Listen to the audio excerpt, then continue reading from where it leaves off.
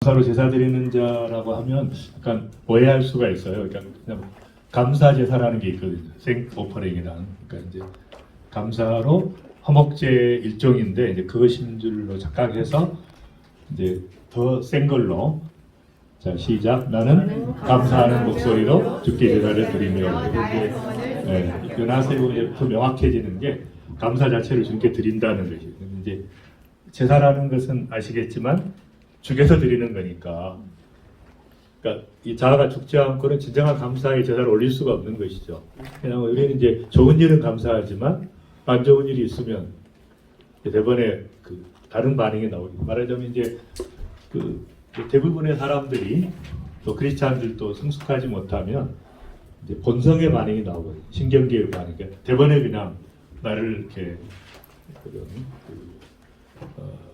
좀 괴롭게 하거나 짜증을 내게 하는 또 그런 사건이 생기면 이렇게 반응을 하기 때문에, 근데 이제 그 1차적 반응이 아니라 2차적 반응, 그러니까 믿음으로 반응하고 말씀으로 반응하고 지적으로. 이제 2차적 반응은 생각을 해야 되거든요. 그러니까 절대 이 감사는 그 thinking을 통하지 않고는 안 되는 거예요. 그러니까 sense는 think에서 비롯해요. think는 think에서 생각을 해야 돼요. 그러니까 그 생각하는 반응으로 돌아가서 이렇게 나오게 되는. 물론 이제 사람이 나이가 들거나 그러면 이제 좀 반응이 안 될 수가 있어요. 이렇게 알아도 안 될 수고 또 뇌에 좀 약간 그 이상이 있거나 그런. 저도 이제 CT를 찍어보니까 내가 위축돼 있더라고요. 그러니까 이제 내 후배가 그러네. 박사 맨날 전세계 다니시고 잠 못 자고 거의 뭐 그렇게 시차가 맨날 안 받고 그런데 내가 언제날 리가 있냐. 그래서 내가 위축이 돼 있다 그래 약간. 그래서 이제 감사했죠. 왜냐하면 그 사람은 부패하나 속 사람은 날로 살다. 감사를 드리고 어쨌든 그럴 수 있지만, 근데 이제 우리가 어쨌든 중요한 것은 본성의 반응이 아니라 말씀으로 범사에 감사하라고 하는, 항상 기뻐하라고 하는 하나님의 그 말씀으로 반응하는, 이것이 이제 그 차이를 가져오거든요. 제가 그 시애틀에 갔더니 이제 뭐 테리라고 하는 이제 굉장히 큰 사업가예요. 12,000명 있다 그러면 자기 밑에. 근데 이제 누가 그랬나 봐요. 우리 이제 이론 플러스는 뭐 7만 명이 있다. 그러니까 이분이 놀래가지고 그냥 와서 그냥 껍덕 그렇게. 근데 그분이 이제 그 뭐 경영의 본질이 뭐냐 딱 물어보더라고요. 그래서 내가 잘 모르겠다 그랬더니, 근데 아는 척하면 안 되냐, 미국 사람은 영어도 안 되는데. 그러니까 이분이 뭐냐면 MAD다. MAD. 그러니까 뭡니까 그러더니 make a difference. 그러니까 이 사람이 경영을 하면 그 차이를 가져오면 성공한 것이다. 그 차이를 가져. 그래서 이제 그런 얘기를, 재밌는 사람 만났는데, 어쨌든 이제 이제 핵심은 이제 정말 그 하나님의 사람인가 아닌가, 또 성숙했는가 아닌가에 이제 첫 번째가 이제 이런 거죠. 그러니까 상대방이 이렇게 반응할 때 이제 우리가 믿음으로 반응해야 되는 것이고, 또 나도 이제 같이 반응하면 이제 큰일 나기 때문에 깨지잖아요. 모든 관계가 깨져버리기 때문에. 그래서 물론 저도 이제 1년에 한 번 정도 이렇게 화를 낼 때가 도저히 안 될 때, 깨트려야 되는데 도저히 지적인 걸 안 될 때. 그래서 우리 사실 이제 김상민 부회장이라고 그분이 있었는데, 그분 뭐 딱 보니까 이제 도저히 안 돼서 내가 절대 그런 거 안 하지 않아요. 그러니까 이제 이것은 그냥 나오더라고 이렇게 분노가. 아이 나쁜 자식아, 딱 그분이 충격을 받은 거야. 자기가 그런 얘기 들어본 적이 없는 사람인데. 그러니까 이제 그냥 딱 치상을 치고 한번 이야기를 했더니 은이 그냥 움찔하더라고. 그래가지고 대화가 잘 됐어요. 그래서 이제 제가 뭐 화가 나서 그런 게 아니라 참을 수가 없는 거예요. 이건 아닌데 도저히 이렇게. 그럼 뭐 물론 이제 자녀들에게는 가끔 화를 낼 수 있죠. 한 2년에 한 번, 3년에 한 번. 자녀들에게는 너무 사랑하니까 도저히 안 되니까 그럴 수 있지만, 그렇게 하지 해결되는 일이 없기 때문에 1차적 반응으로 해결되는 일이 없어요. 대부분이 우리가 말씀으로 반응하는 것이죠. 그래서 이제 이 차이가 결국은 그다음 그러면 이제 이것이 결국 이제 그 빅터 프랭클이 이야기했던 이제 아시겠지만 심리학의 이제 아주 큰 흐름이 세 가지가 있어요. 그러니까 그 모든 것을 이제 플레저로 쾌락과 어떤 성으로 이렇게 해석하는 이렇게 이분이 누구죠? 프로이드. 이게 단순하지 않아. 이분은 이제 엄청난 거장이기 때문에 이렇게 한마디로 할 수 있는 사람은 아닌데 그러나 일반적으로 그렇습니다. 비교를 하죠. 그다음에 이제 모든 걸 힘으로 이렇게 아들러라는 사람, 아들러 유명한 사람, 뭐 집단 열등 뭐 그런 거 했던 사람. 어쨌든 이제 그다음에 이제 이분이 이제 이분은 로고스 테라피라는 걸 했어요. 그러니까 미닝으로 해석하는 모든 것을 미닝으로 해석하는 의미로 해서 이분이 이제 이 책에서 뭐라는 얘기를 했냐면 유명한 얘기를 했어요.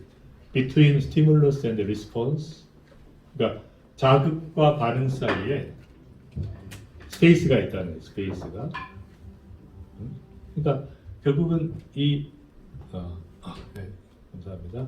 자극과 반응 사이에 스페이스가 있는데 이 스페이스라는 것은 우리가 그 반응을 선택하는 파워라는 것이죠. 그러니까 자극을 받는 건 어쩔 수가 없어요. 사람이기 때문에. 그러니까 자극이 오는데 저 컨트롤할 수 없지만 내가 리스폰스는 컨트롤할 수 있는 거죠. 근데 그 사이에 이렇게 스페이스가 있는데 결국 우리의 그 이 스페이스는 이 반응을 선택하는 능력이다. 그래서 바로 그 반응을 통해서 이걸 여기에 우리의 성장과 우리의 자유가 결정되는 것이다. 이거는 유명한 얘기를 하게 됩니다. 그래서 그게 이제 감사의 핵심은 이제 그런 거예요. 감사의 핵심은 모든 사건이 있지만 범사에 감사라고 하는 이 하나님의 말씀에 비추어서 우리 범사에 감사해야 되는 것이고 항상 기뻐해야 되는 것이고 그러니까 이것이 결국은 이제 저는 이제 제2의 율법이라고 이야기하는데 이것이 가장 이 율법은 내가 막 못 지켜가지고 괴로운 게 아니라 지키면 지킬수록 기쁨이 있기 때문에 감사와 기쁨은 좋은 율법이죠. 근데 다른 기준에 의해서는 우리가 성숙한 사람이다, 거룩한 사람이라고 할 수 있는 게 없어요. 다른 말. 근데 이것은 확실하게 이 반응과 자극 사이에서 내가 어떻게 반응하느냐, 이 스페이스, 이 능력, 이것이 이제 중요하기 때문에 그 다음에 그래서 이제 이것을 똑같은 얘기인데 그래서 이제 제가 쓴 유명한 책이 제가 쓴 책 중에 이제 김영사에서 나온 우리나라 대표적인 출판사에서 유명한 책이고 그때 한 20년 전에 제가 매일경제 연재해서 1년 동안 연재했던 것을 책으로 묶었던 건데 스트레스는 인생의 양념. 양념이라는 무슨 말인지 아시죠? 없으면 맛이 없고 너무 많으면 그러니까 적당히 있어야 되는 게 스트레스가 없는 삶은 좋은 게 아니에요. 적당히 있어야 되는 거예요. 그러니까 스트레스는 독이자 약이다. 양면성을 가지고 있는데 우리가 일반적으로 이제 좋은 스트레스를 유스트레스라고 하고 나쁜 스트레스 디스트레스라고 하는데 모든 스트레스를 유스트레스로 바꿀 수 있는 능력이 있는가 이게 이제 중요한 거예요. 핵심은 어떤 스트레스든지 즐거운 스트레스로 바꿔서 그러니까 이제 우리가 바람이 불 때 이렇게 돛을 달아가지고 그 바람을 이용해서 가듯이 그런 측면에서 이제 쓰여진 책입니다.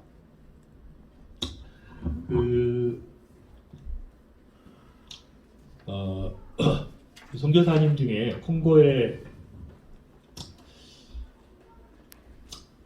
오래전에 어반나 대회라고 미국의 전 선교대회가 있었는데 그 강사로 오셨던 분 가운데 콩고에 선교사로 가 계셨던 헬렌 로즈미어라는 분이 있어요. 이분은 이제 명문대학 아이비리그를 나오시고 간호사로 나환자를 선교하기 위해서 이제 갔는데 그때 신바족 반란이 일어나면서 그 병원을 덮치게 됐어요. 신바족들이. 그래가지고 이제 그때 정말 너무너무 고통스러운 시간을 보냈는데 이분이 이제 성폭행을 당한 거예요. 처녀 선교사인데 그래서 이 처절한 것을 이제 너무너무 처절하게 이제 유린당한 거죠, 자기. 그렇게 했는데 이분이 이제 이 엄청난 사건을 이제 통해서 엄청난 은혜를 받게 됩니다. 그러니까 뭐냐면 이제 이분이 이렇게 이야기하는 거예요.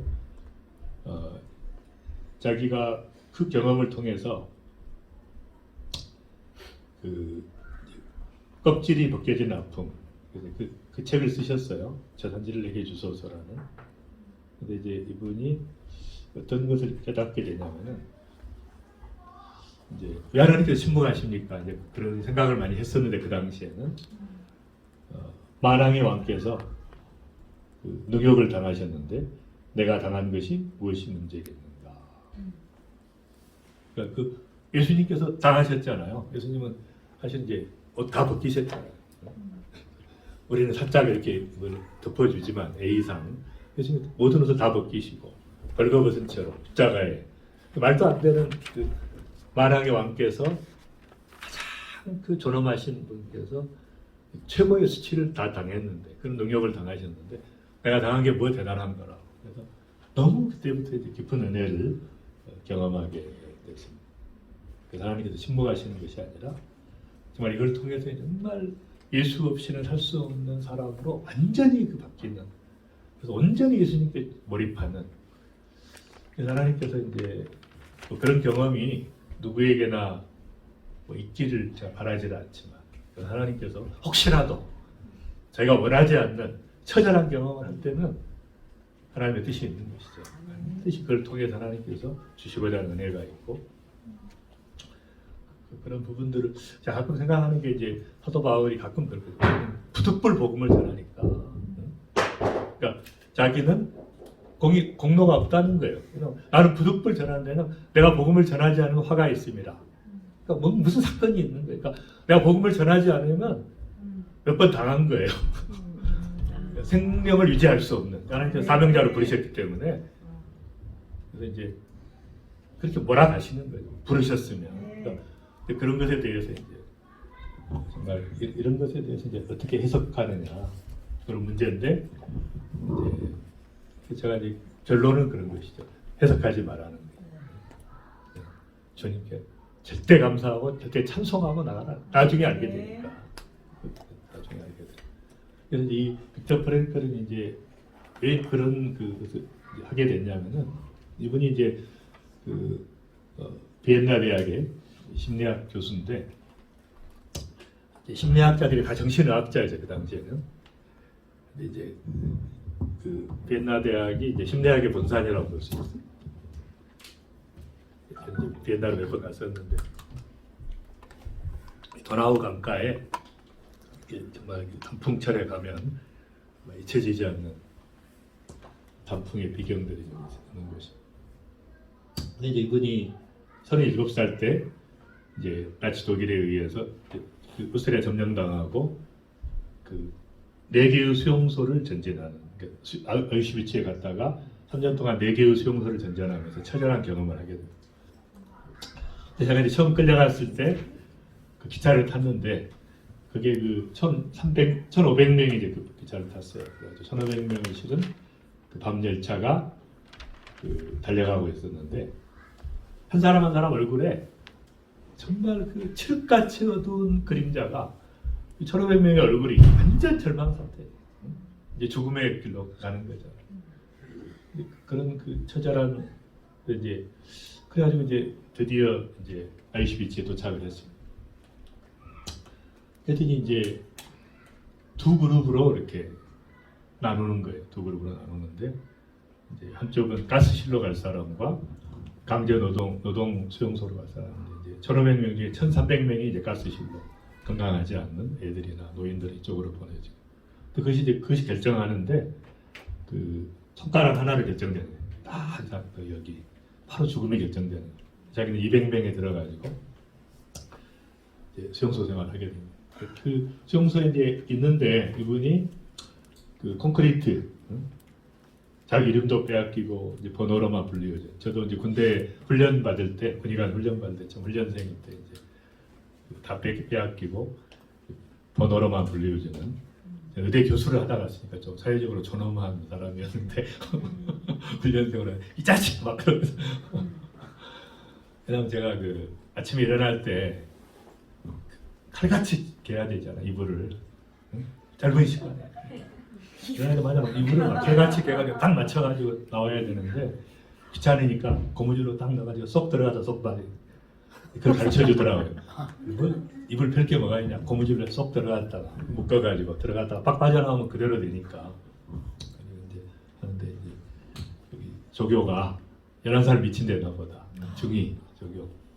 딱 친구가 여러분 이렇게 하는데 딱 입을 잘 개야 되는데 가끔 이런 고무줄 하는 사람들이 있는데 그래서 내 걸 딱 뒤쳐보는데 내가 이 자식 너 죽고 싶어. 물론 이제 제가 훈련 받고 끝나고 이제 대위로 했으니까 나한테 격려를 했지만 캡틴이 됐지만 그래서 이제 그런 이제 번호로만 불리워주는 인생인데 이제 딱 결정을 해야 되는 거예요. 그러니까 자기의 전 존재와 처음으로 대결하는 거예요. 히스기야가 벽 앞에서 기도했듯이 그러니까 한 번도 우리의 실존의 문제와 처절하게 대면해 본 적이 없기 때문에 이제 그 문제를 처절하게 자기 직면에 딱 두 가지 선택이 돼 보니까 자살할 것인가 살아날 것인가 잘 살 것인가 이제 두 개를 결정해야 되는 거야. 도저히 견딜 수가 없는 거예요. 여기서 살아남는다는 것은 살 수도 없고 너무 자존심 상하고 다 이제 그런 상황에서 이제 선택을 합니다. 선택을 하는데 그날 밤에 이제 단순한 심리학자가 아니라 하나님의 절대 주권을 인정하는 자로서 하나님 앞에 살아남기로 잘 살기로 결단을 하게 돼요. 그게 좀 무서운 거죠. 왜냐하면 이게 사는 사람들이 지금 살기로 결단하는 사람들이 아니에요. 그냥 끌려가는 사람들이 상황 속에서 다 모든 사람들. 이 사람은 살기로 작정을 해요. 그날 밤에. 그리고 이제 어떻게 결단을 하냐면 제일 중요한 것이 그 사람은 이제 일조각을 딱 집어가지고 이제 그날부터 면도를 하기 시작하는 거예요. 그다음에 이제 다른 사람은 다 짐승같이 이렇게 수염을 기르고 이제 자기만 그 면도를 하는데 이제 물이 한 컵이 나오기 때문에 면도를 하려면 못 마시는 거예요. 그만큼. 근데 반만 마시고 나머지로 면도를 해요. 뭐냐면 자기는 하나님의 형상대로 창조함 받은 저렴한 존재라는 걸 지켜내기 위해서. 그러니까 인간으로 살기 위해 인간을 선택하는 거니까 면도를 하면서 이제 회복이 되기 시작합니다. 자기가. 그다음에 이제 두 번째로 잘 먹기로 결정을 해요. 잘 먹는 게 이제 너무 빵 한 조각 가지고 난리를 치니까 그 한 조각 막 서로 뺏기도 하고 이제 자기가 잘 먹어야 사니까 어떻게 하는 게 잘 먹는 건가? 그래서 이 사단의 세력은 이제 사람을 계속 거기서도 끝없이 탐욕과 서로 먹으려고 하고 조금 더 먹으려고 하고 그런 속에서 또 결단을 하게 돼요. 그러니까 빵을 딱 받으면 반만 먹고 반은 가장 고통받는 사람에게 주기로 합니다. 그러니까 마른 빵 한 조각 너무 귀한데 이것을 나눠주기로 결단할 때부터 내가 살아나는 거예요. 다 사람들이 지독한 이기주의자, 자기 중심의 삶을 하고 내 것을 챙기고 다 그러는 거야. 이것이 독소잖아요. 독소, 공동체 독소. 다 자기 입장만 생각하고 기가 막힌 거예요. 그런데 이제 결단하는 거예요. 주기로 결단. 근데 이것이 잘 살기로 결단하는 것입니다. 그래서 이것이 정신적 양식이고 인간의 존엄성을 유지하는 것이다. 그걸 선택한 거예요. 인간으로 살아있는 유일한 인간 한 사람. 그래서 이분이 이제 그때부터 어떤 생각을 하게 되냐면 희망의 끈을 놓지 않고 붙잡고 하나님의 절대 섭리를 이제 신뢰하면은 우연이 아니다. 이건 우연이 아니다. 선택하게 되는 것을 받아들이게 되고 그다음에 이제 이분이 재능을 활용하게 돼요. 사명감이 생긴 거예요, 자기가. 그러니까 사명감 있는 사람은 죽지 않죠. 골드 마운틴이라는 영화 보셨어요? 골드 마운틴.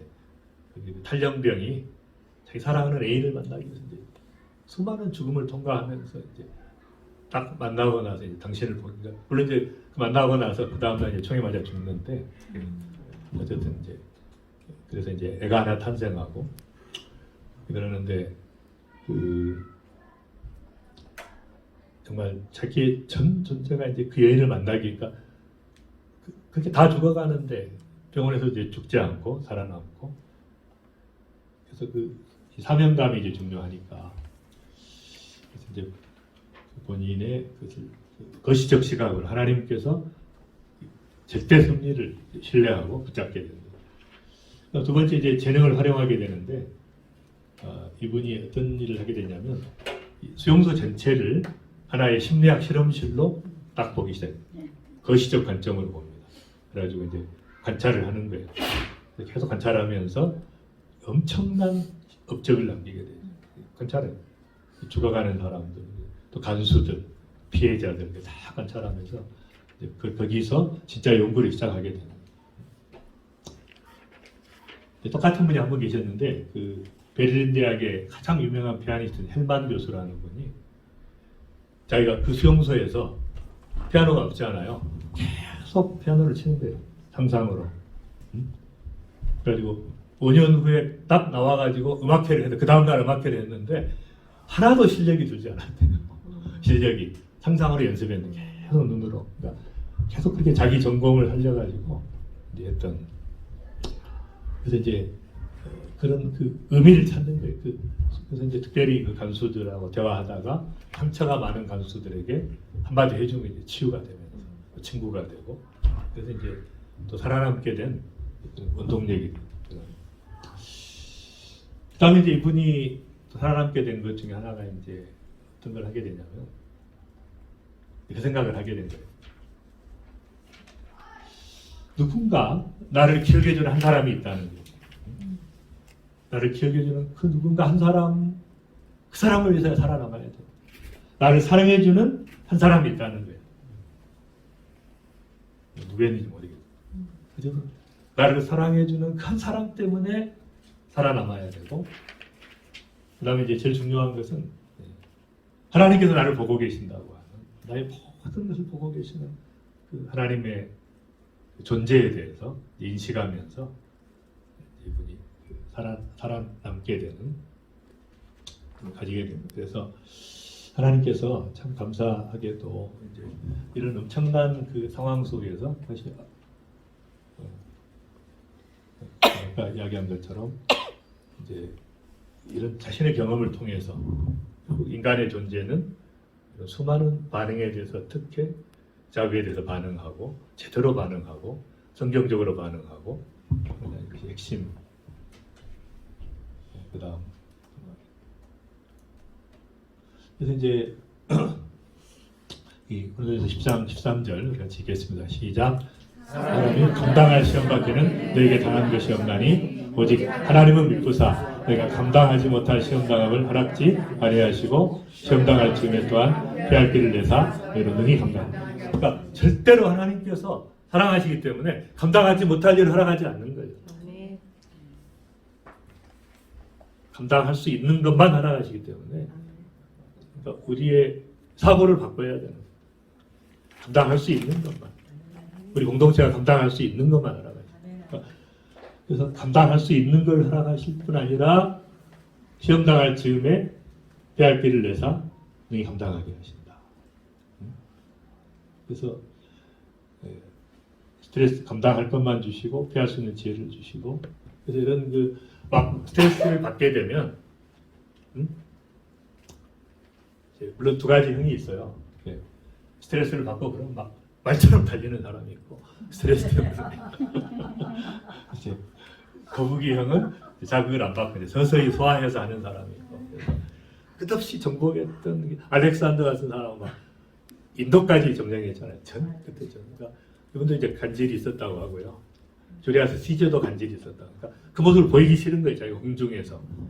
말에서는 자기가 발작을 해도 괜찮지만, 그러니까 자기는 그렇게 전 세계를 정복하고 막 다닐 수밖에 없었던 것은 자기만의 그런 처절한 게 있었던 거예요. 사도 바울도 물론 그런 게 있었습니다. 사도 바울도 이제 안질이라고도 하고 간질이라고도 하는데 말이 안 되는 거예요. 사도 바울 와서 그 대사도가 이제 이런 걸 한때 사람들이 뭐라고 보겠냐. 사람들이 자기 병도 못 고치는데. 그러니까 이제 그런 처절한 것이 있었는데, 어쨌든 그런 것들 때문에 더 이제 경주마처럼 달리면서 일을 할 수 있었던 사람들이, 그런 타입을 주님이 아시기 때문에 여기 맞춰서.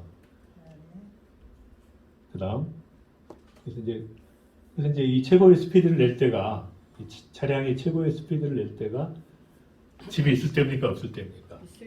네, 짐이 있을 때니까. 너무 무거운 짐이면 감당하지 못하지만 적당한 짐이 있을 때 최고의 스피드를 내는 거예요. 짐이 없으면 좋을 것 같죠. 금방 허망합니다. 허망하고 권태 빠지고 금방. 그냥 잠시 그 1초의 환상에 불과해요. 단 것을 그렇게 먹고 싶어 하는데 금식할 때 딱 먹고 나면 뭐 금방 하죠. 그거 별거 아닌데. 그러니까 결국 하나님께서 그다음 그래서 이제 이것을 이제 그 펜실베니아 대학의 이제 셀리그만 유명하신 긍정 심리학의 세계적인 대가 그 이제 실험 300마리에다가 암세포를 주입해 가지고 암 발생을 유발했는데 암이 자라고 있는데 세 가지 타입을 이제 그래서 한 가지는 전기 충격을 주고 쥐가 도망가면 계속 따라다니면서 전기 충격을 주고 계속 괴롭게 하는 거예요. 그런 쥐 속수무책이다 스트레스. 그다음에 이제 B 그룹은 전기 충격을 주는데 도망가면 중단하는 거예요. 도망가면 중단하는 거예요.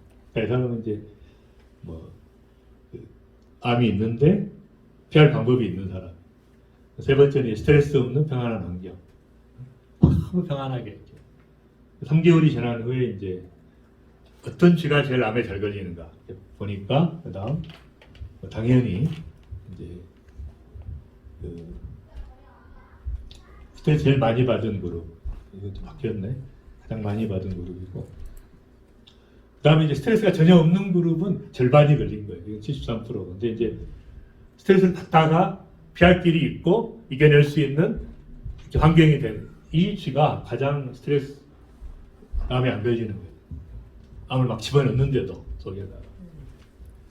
그래서 이제 중요한 것은 우리가 어떤 문제가 없을 수 없거든요. 삶에. 그리고 그런 걸 기대해서는 안 돼요. 그런 삶을 기대하거나 오래 가지 못합니다. 그러니까 있다고 전제하고 반응을 잘하는 것이 중요해요. 그래서 처음으로 다시. 그래서 결국은 핵심이 처음에 이야기했던 그래서 이런 모든 스트레스적인 환경, 시험, 그다음 처음에 그러니까 이 결국은 이 피터 프랭클이 이야기한 대로 이 핵심인 것 같아요. 반응과 자극 사이에 정말 이 스페이스가 있는데 이 스페이스가 선택할 수 있는 거죠. 어떤 상황이 와도 이 스페이스가 우리가 빠르게 반응할 수 있고 하나님의 뜻을 받아들일 수 있고 하나님의 섭리를 받아들일 수 있고 바르게 반응하는 그런 분야가 약간 토론하겠습니다. 우리 두 분, 아까 두 분, 세 분 이렇게 해서 반응과 자극 사이에 내가 어떻게 반응했는가 지금까지 본성적으로 했는가 말씀으로 반응했는가 맞는가 하면서 토론하며 날마다 거룩을 연습하여 세상에 도저히 감당할 수 없는 사람 사단님으로 들을 수 없는 대적 위로가 되시길 기도합니다. 네. 그래서 이제 제때감사라는 건 결국은 삶의 예배거든요. 그러니까 어제도 이야기했지만 의식적인 예배라는 건 사람을 죽이는 거고 영혼을 물론 그때 가끔 은혜를 받기도 하죠. 찬송을 통해서 설교를 통해 은혜 받기도 하지만 그게 아니라 날마다 하나님께 드려지는 예배는 제때감사를 통해서 끝없이 하나님 앞에 모든 사건을 인정하고 하나님께 함께 하심을 인정하고 감사를 올려드리면서 나아가는 그래서 이제 정말 그 광활한 그러니까 뭐 어떤 것도 다 예배의 재료가 되는 거죠. 주님 앞에 올려드리는 감사의 제목이 되는 것이고 그러니까 그렇게 하면 할수록 그래서 제가 이렇게 감사 이렇게 쌓여 있는 그 책들을 이렇게 모아놓고 이렇게 주님 앞에 갔을 때 이렇게 어떤 순간에 감사하고 왔습니다. 그게 최고의 예배가 아니었을까. 다른 게뭐 그런 업적을 남겼습니다. 근데 맨날 신경질 내면서 막 소리 지르면서 이렇게 했다고 했지만 아무것도 아닌 것이 있을 수 있는데 그래서 감당할 수 없는 사람. 그래서 그 그리스도스처럼 황금의 입이라고 불리는 중세에 너무 막 말씀 부흥이 일어나니까 왕이 잡아 넣어가지고 말씀 못 전하게 하니까 감옥에서 너무너무 기뻐하니까 복음을 전하면서 막 이렇게 성교지를 주셨나 그래가지고 왕이 화가 나가지고 당장 저형하라 그러니까 그 반응을 물어봤대요. 그랬더니 막 아니 어떻게 나 같은 사람에게 순교의 영광을 주시다니 그러면서 막 찬양하고 막 기뻐하고 막 더 복음 전하고 그러니까 왕이 생각하다 아니 너 같은 놈한테 내가 순교의 영광을 주다니 당장 내보내라 나와서 계속 설교하셨다. 감당할 수 없는 거라. 그러니까 계속 감사하면은 감당할 수가 없잖아요. 사단도 뭐 작은 문제를 주면 적게 감사하는데 큰 문제 주면 크게 감사하니까 도대체 인간은 문제를 줘야 돼 말아야 돼 문제를 주면 막 감사해버리고 막 찬양하고 막 더 기뻐하고 난리를 치니까 그래서 감당할 수가 없는 거예요. 그런 사람은 그냥 놔두는 게 낫겠다. 네 마음대로 해라 이렇게. 은혜가 있기를 바랍니다. 날마다 죽노라 이게 이제 최고의 예배죠. 근데 날마다 우리가 제사로 드리는 감사의 제사로 죽여서 드리는 거니까 제사는 죽여서 드리는 내를 죽이지 않으면 감사가 안 나오니까 끝없이 그런 환경을 도달하는데 사단은 그냥 완전히 묶어 자아 속에 넣어버리잖아요. 헤어나지를 못하게 그 속에서 계속 내가 중심이야 우주에 끝없이 나 중심으로 생각하고 기획하고 막 좀 이걸 벗어나야 되는데 그래서 저는 이 콜로라도가 좋은 게 광활한 자연을 이렇게 보게 되면 막 자기를 잃어버리게 되잖아요. 그러니까 몰입하게 돼. 하나님께 몰입하듯이 자연에 몰입하는. 그다음 그래서 이제 제가 조금만 하고 좀 쉬겠습니다. 이 세 가지가 좀 핵심인 것 같아요. 저는 이제 그 거룩한 산 제사로 드리는 예배의 핵심은 항상 기뻐하라는 거니까. 그 이제 항상 기뻐할 수가 없잖아요. 우리는 어떻게 항상 기뻐할 수 있냐? 그런데 나에게 초점을 맞추면 기뻐할 것이 없어요. 우리에게 맞추면 기뻐할 것이 없어. 근데 하나님께 맞추면, 그러니까 우리 주기도문이 하늘에 계신 아버지부터 시작합니다. 아버지에게 초점을 맞추고 그분의 뜻과 그분의 나라와 그분의 이름에 초점을 맞추면 상황을 초월한 기쁨. 왜냐하면 누가 뭐라고 해도 지금 세계 복음화가 있다. 무투와도 이야기했지만 그렇게 수많은 사람이 아프리카 돌아오고 있단 말이에요. 그러니까 나하고 아무 관계 없이 하나님께서 세계 복음화를 이루어 가시고 하나님의 나라를 완성하시고 그런 이걸 바라보면은 기뻐할 수밖에 없는 것이죠. 나를 보면 기쁨이 없지만 하나님이 하시는 일을 보면 그분의 역사하심을 보면 끝없이 기뻐하고 감사할 수밖에 없는 거예요. 창조라는 것도 이제 창조의 기쁨을 같이 누리면서. 그다음에 두 번째는 이제 쉬지 말고 기도하라는데 그러니까 이렇게 번역하는 게 이제 굉장히 좀 문제가 있어요. 이렇게 이상하게 부담스러운 구절이죠. 근데 그 뜻이 아니라는 거예요. 원어를 보면 이 프로시케라는 기도라는 것은 이제 강구하고 다르거든요. 보좌 앞에 나아간다는 뜻이기 때문에 나아가는데 밑바닥을 뚫고 나아간다는 뜻이 아디알렉토스라는 게 그러니까 이것은 정확하게 번역하면 뭐예요? 밑바닥에서 뚫고 올라와서 하나님을 보좌 앞에 나간다는 그런 뜻이거든요. 그 무슨 말이냐면 어떤 상황에도 어떤 밑바닥 상황에도 아무리 어려워도 그걸 뚫고 올라가서 보좌 앞에 나아가서 하나님께 보좌 앞에 나가 감사하고 찬송하는 그러니까 저는 이것을 절대 찬송이라고 보는 거예요. 정확한 의미가. 그냥 이렇게 애매하게 절대 말씀하지 않거든요. 이런 뜻이 아닌데 그러니까 뭐냐면 이 신앙을 그런 걸 경험하지 못하니까 그렇게 번역이 안 되는 거예요. 번역하는 사람이 어떤 그 영성의 깊이가 있고 그걸 체험한 사람은 이게 무슨 말인지 아는데 쉬지 말고 기도하라 그럼 밥 먹을 때도 기도하라는 거냐 이렇게 되니까 그 삶이 기도다 이렇게 되고 이상한 해석이 그런 뜻이 아니고 정말 하나님 앞에 이 절박한 상황에서 이제 절박한 상황에 누구나 직면하게 됩니다. 아무리 믿음이 좋아도 그러면 그때마다 하나님 앞에 자기를 계시하는 근데 이건 영적 전쟁이고 보좌 앞에 나가서 찬송하는 것이죠. 전쟁이에요. 전쟁. 그러니까 감사는 우리가 의식적으로 하고 의지적으로도 할 수 있고 감사 생각해서 할 수 있지만 이 찬송은 터져 나오는 것이에요. 영적 전쟁입니다. 그 차이가. 그래서 이것을 이제 두 가지가 세 번째가 범사에 감사하라는 거죠. 그래서 인식의 공유를 이야기합니다. 하나님께서 주시는 선물에 대해서 우리가 모든 환경과 모든 만남과 모든 사건, 모든 삶에 대해서 감사를 올려드리는. 그러니까 하나님께서 인식하시는 것과 같은 인식을 공유하는 모든 것이 하나님의 선물이니까 우리의 모든 삶에 물론 내가 스스로 죄 때문에 나 욕망 때문에 자초한 결과가 있어요. 그런 거 빼고 나머지 모든 것은 하나님의 선물이기 때문에 그 선물에 대한 인식을 공유하는 하나님의 선물에. 근데 이 아시겠지만 이 시편 자체가 그런 구도로 되어 있잖아요. 탄식과 경탄으로 되어 있습니다. 왜냐하면 시편은 가장 정직한 삶의 예배예요. 날마다 삶의 현장에서 드려지는. 근데 그 핵심은 단식반을 하다. 끝없이 단식하다가 마지막에 다 바뀌죠. 찬송으로 바뀌어요. 그러니까 그런 인식이 사실 이 세 가지가 다른 것이 아니고 같은 것이 보면은. 그래서 만약 이것을 연습하지 않고 제가 앞에 갔을 때 무슨 의미가 있냐고. 수백 번, 수만 번 예배 드렸는데 무슨 의미가 있어요. 그게 진짜 삶 자체가 예배고 하나님께 드려지는 것이고 순간순간의 모든 것이 하나님께 드려지는. 근데 이것을 우리가 연습하고 체험하지 않고 그냥 너무너무 비상적인 인생을 살아버리면 곤란하다는 것이죠. 거룩한 산제사로 드리라. 그래서 이제 아까 말한 것처럼 기도의 종류가 네 가지가 있는데 정확하게 구분해야 돼요. 간구는 필요를 구하는 것입니다. 우리가 간구라고 이야기해요. 근데 간구와 기도라고 할 때는 프로시케마이, 프로시코마이, 그러니까 보좌 앞에 은밀히 나아가는 것을 이야기해요. 그러니까 간절히 기도하는 것은 간구고 보좌 앞에 나가서 그분과 더불어 대화하는 것이고, 이제 엔톡시스는 견딜 수 없는 마음, 그러니까 나를 위한 기도가 아니라 내 가족을 위한 기도가 아니라 어쩐지 막 누구를 위해 기도하고 싶고 막 그런 통일을 위해 기도하고 싶고 막 복음을 위해서 막 나라를 위해서 특별히 그런 마음을 주셨던 프로젝트를 위해서 나하고는 아무 관계 없는데 견딜 수 없는 열망을 주시는 중보자로 부르신 사람들이죠. 그런 마음들이.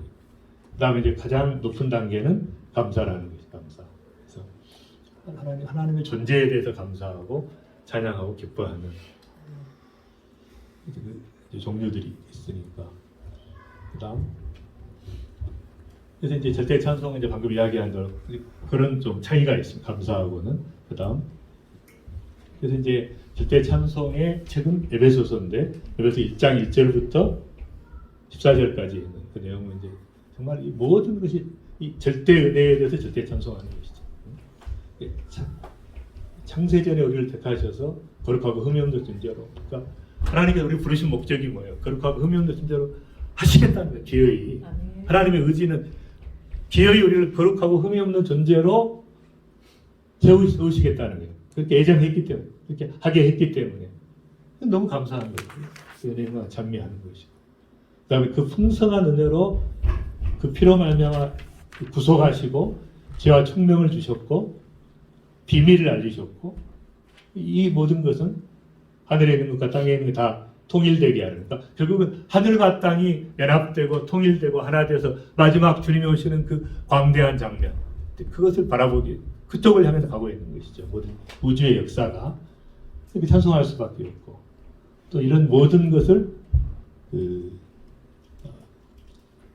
하나님의 계획을 따라서 우리가 애정을 입어서 기업이 되었고, 이것은 바로 영광의 찬송이 되게 하려는 것이고, 또 복음을 듣고 우리가 인치심을 받았으니까 또 보증이 돼서 영광을, 그러니까 결국은 이 하나님께서 부르심의 목적이 영원토록 그 하나님의 영광을 찬송하게 하는 본래의 목적, 그걸 향해서 가고 있는데, 그래서 이제 제가 양자역학 보면서 그 자장이라는 자장, 거대한 그 자장 속으로 들어가면 그냥 거기서 주님을 찬양하고 기뻐하고 그 흐름 속으로 가는데, 그래도 딱 벗어나 버리면, 성령의 자기장 속에서 벗어나 버리면 너무너무 스트러글 하는 거죠. 내가 빨리 다시 들어와야 되는데 그런 삶이 아니라, 그래서 정말 우리 영원토록 찬양하는 이 절대 찬송에 이렇게 부르심을 받았기 때문에 내가 원하지 않든 이쪽으로 가게 돼 있잖아요. 하나님 모든 계획이.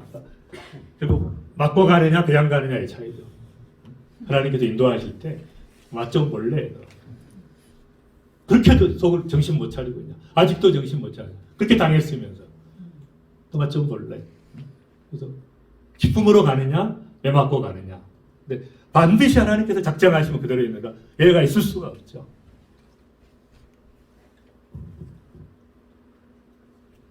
그래서 이제 물길을 흔드시는 분이, 그래서 이제 하나님 뜻을 이루려면은 하나님께서 하시는 방법이잖아요. 완전히 그냥 물결을 일으켜가지고, 우리는 그 물결을 조금 잔잔하게 해보려고 노력하는데 그 될 리가 없잖아요. 작정하셨는데 터지는 게 낫지. 여러분 뭐 문제들이 있을 때 막 가리려고 하면은 더 복잡해져요. 그냥 터져버려야 돼. 그냥 터져버려. 그래서 하나님께서 일으키시는 파도를 막을 수가 없기 때문에 그 주도하시는 하나님이시니까 그 흐름 속에 있는 것이죠. 저희가 그다음 그래서 이제 지금 여러 차례 이야기했지만 이 마지막 시대의 이 팬데믹을 통해서 하나님께서 마지막 시대 모든 성도들이 정말 그 하비스트 홀리니스에 집중하도록 왕의 군대와 그리스도의 신부로 대추수와 거룩의 삶을 갈 수밖에 없도록 역사하시는 거예요.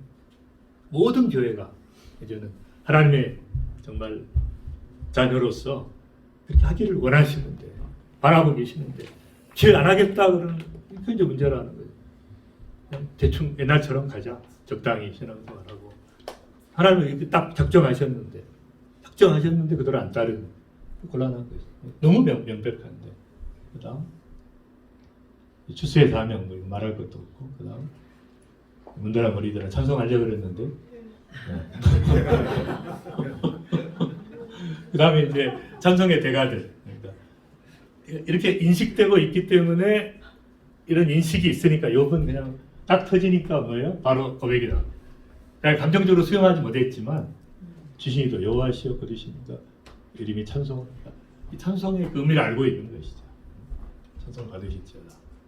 그 다음에 이 다윗이 그 엔게디 골짜기에 이렇게 있을 때 막 수색하고 사울 왕이 막 수색하고 죽음의 위기에 있을 때 엄청난 고백을 해버리죠. 성경에서 다 같이 읽겠습니다. 시작. 하나님이여 내 마음 확정되었고 확정되었사오니 내가 노래하고 찬송하리이다. 내 영광을 깰지어다. 비파야 수금아 깰지어다. 내가 새벽을 깨우리로다. 주 내가 만민 중에서 주께 감사하며 열방 중에서 주를 찬송하리이다.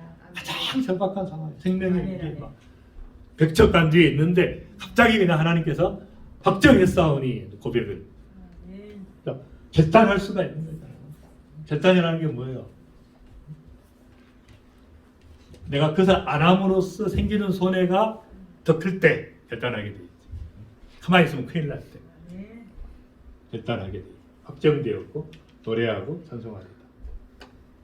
만민 중에 주께 노래하고 일방 중에서. 그러니까 제가 볼 때 가장 위대한 찬송과 감사예요. 가장 위대한 절대 감사, 절대 찬송이 무언가를 보여주는 거예요. 바울의 얘기는 잘 아시죠? 빌립보 감옥에서 하나님을 찬송했는데 문이 열리고 맹이 벗어지는. 바울도 그런 경험을 해요. 이제 우리가 항상 그 절대 찬송을 경험할 수 있는 건 아니지만 그런 상황들이 올 때 적당히 타협하는 게 아니라 하나님 앞에 찬송하고 기도하고 결단하고 나가요. 그다음 넥스트 다 생각하고 있었어. 근데 이제 그런 일이 닥칠 때 제일 중요한 것은 해석은 나중에 돼요. 나중에. 근데 하나님을 신뢰하기 때문에 도저히 이해할 수 없는데 내가 할 수 있는 건 뭐예요? 찬송하는 거예요. 해석하지 말고 찬송하라.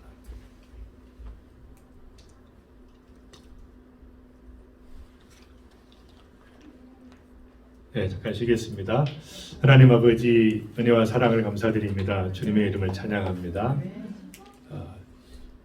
항상 기뻐하라, 쉬지 말고 기도하라, 범사에 감사하라고 하는 말씀의 깊은 의미를 정말 하나님 앞에 전 삶을 드리는 거룩한 산제사로 드려지는 삶으로 살아가는